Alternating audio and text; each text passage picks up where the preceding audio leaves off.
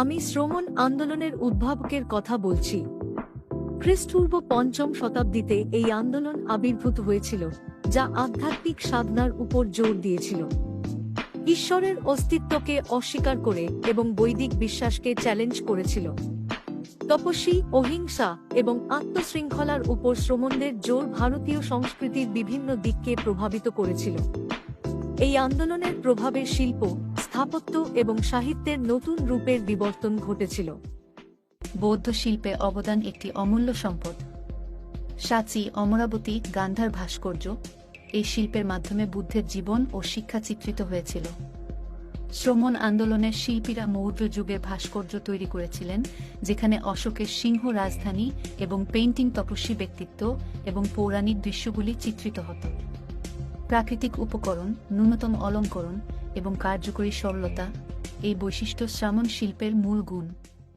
আমি স্থাপত্যে অবদান নিয়ে আপনাদের সামনে এসেছি।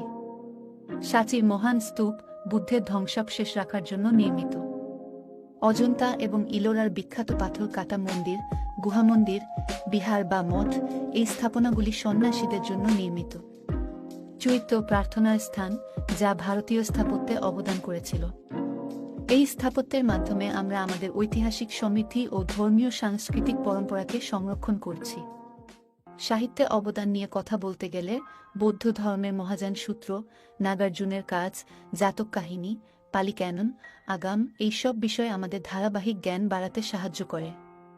দোহা, বজ্রগীতির মতো নতুন ধারার বিকাশ আমাদের শ্রমণ আন্দোলনের মূল্যবোধ ও বিশ্বাসকে প্রতিফলিত করে।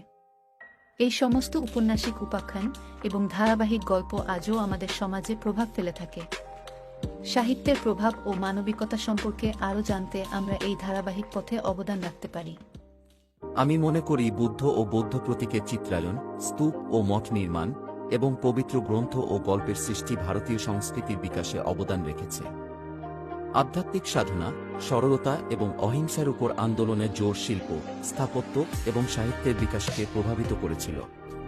এতে শ্রমণ আন্দোলনের নতুন দিক এবং তার বিষয়বস্তুর শৈলীর উত্থান ঘটে।